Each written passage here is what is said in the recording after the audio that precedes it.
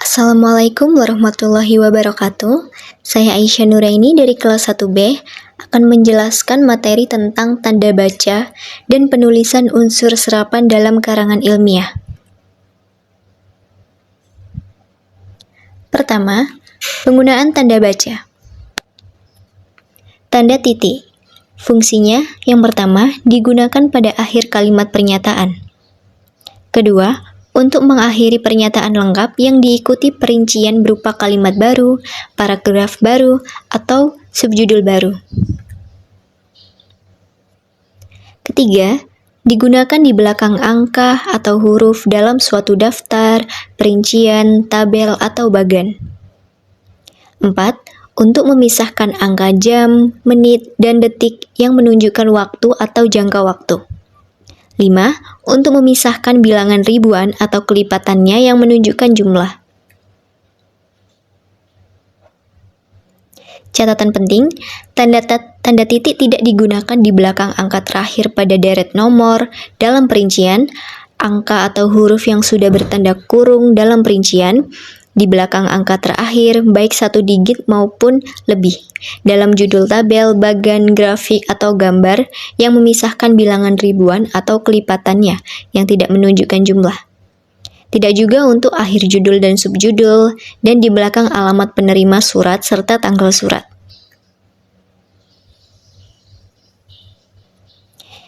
Kedua, ada tanda koma. Fungsinya yang pertama, digunakan di antara unsur-unsur dalam perincian berupa kata, frasa, atau bilangan. Kedua, digunakan sebelum kata penghubung seperti tetapi, melainkan, dan sedangkan dalam kalimat majemuk pertentangan. 3. Untuk memisahkan anak kalimat yang mendahului induk kalimat. 4. Digunakan di belakang kata atau ungkapan penghubung antar kalimat seperti oleh karena itu, jadi, dengan demikian, sehubungan dengan itu, dan meskipun demikian. 5. Digunakan sebelum dan atau sesudah kata seru seperti oh, ya, wah, aduh, atau hai. Dan kata yang digunakan sebagai sapaan seperti bu, dik, atau nak. 6. Untuk memisahkan petikan langsung dari bagian lain dalam kalimat. 7. Digunakan di antara nama alamat, bagian-bagian alamat, tempat dan tanggal, serta nama tempat dan wilayah yang ditulis berurutan. 8. Digunakan sesudah salam pembuka, seperti dengan hormat atau salam sejahtera, salam penutup seperti salam takzim atau hormat kami, dan nama jabatan penanda tangan surat.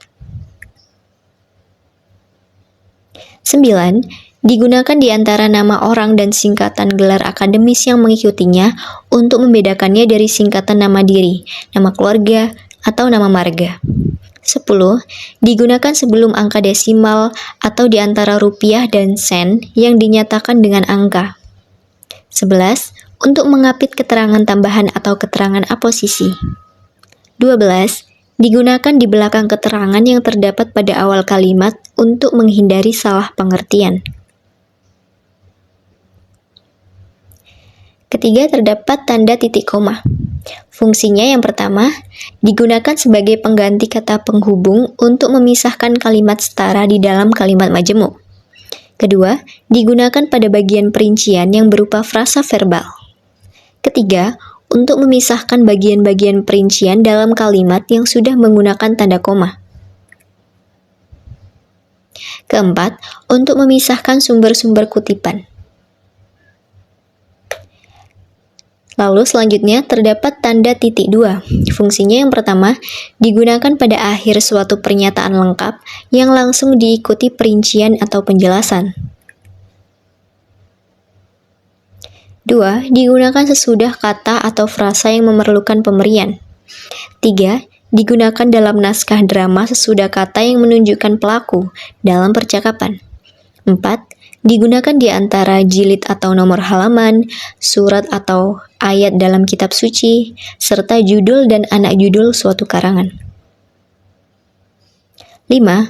Untuk memisahkan angka jam, menit, dan detik yang menunjukkan waktu atau jangka waktu. 6. untuk menuliskan rasio dan hal lain yang menyatakan perbandingan dalam bentuk angka. Selanjutnya ada tanda tanya dan tanda seru. Tanda tanya fungsinya yang pertama digunakan pada akhir kalimat tanya.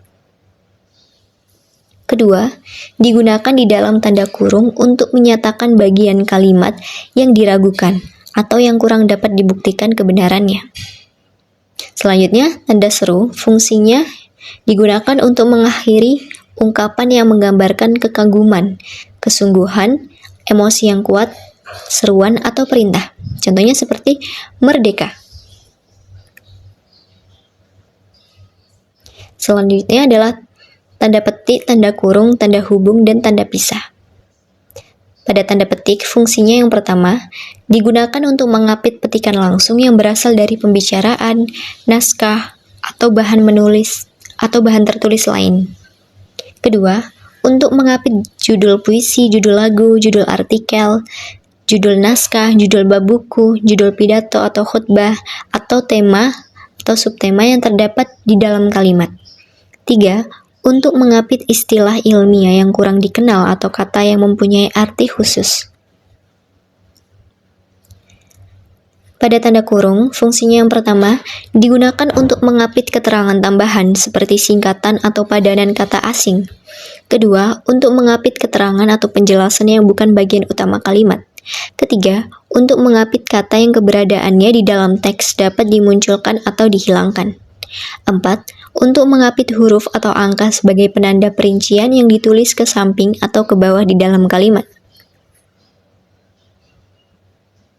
Selanjutnya, tanda hubung fungsinya yang pertama untuk menandai bagian kata yang terpenggal oleh pergantian baris.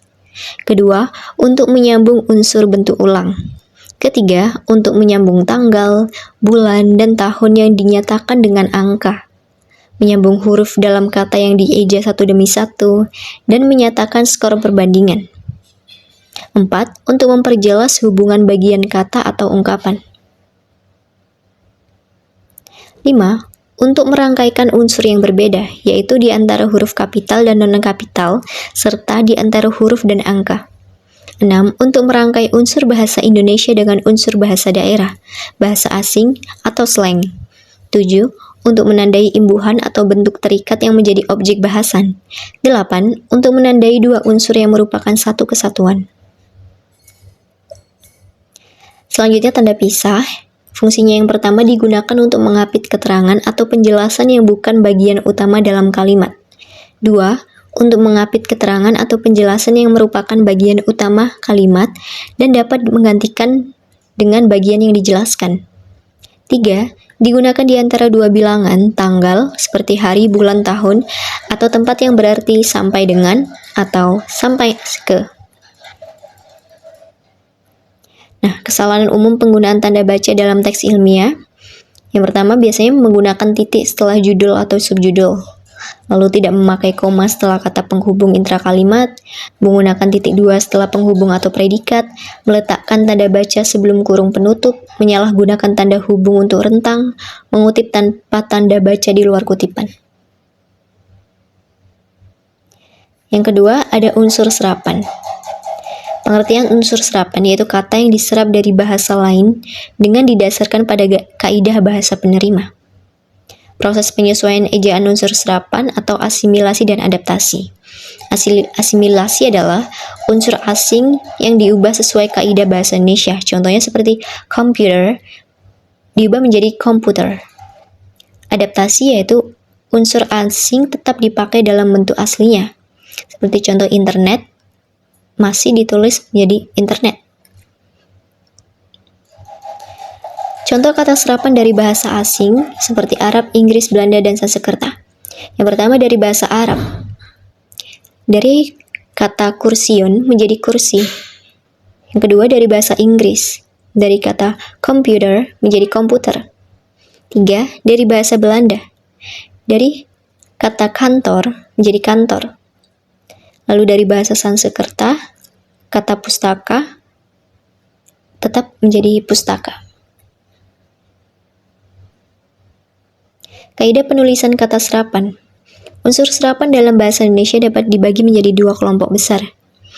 Yang pertama, kelompok yang merupakan unsur bahasa sumber yang tidak diserap ke dalam bahasa Indonesia. Yang kedua, merupakan unsur bahasa sumber yang penulisan dan pelafalannya disesuaikan dengan kaidah bahasa Indonesia. Kesalahan umumnya penggunaan unsur serapan dalam teks ilmiah biasanya seperti menggunakan bentuk asli, padahal sudah ada serapan baku, tidak memiringkan kata asing yang belum diserap, ejaan tidak disesuaikan dengan kaidah bahasa Indonesia, salah menuliskan istilah asing yang sudah diadaptasi. Terima kasih. Wassalamualaikum warahmatullahi wabarakatuh.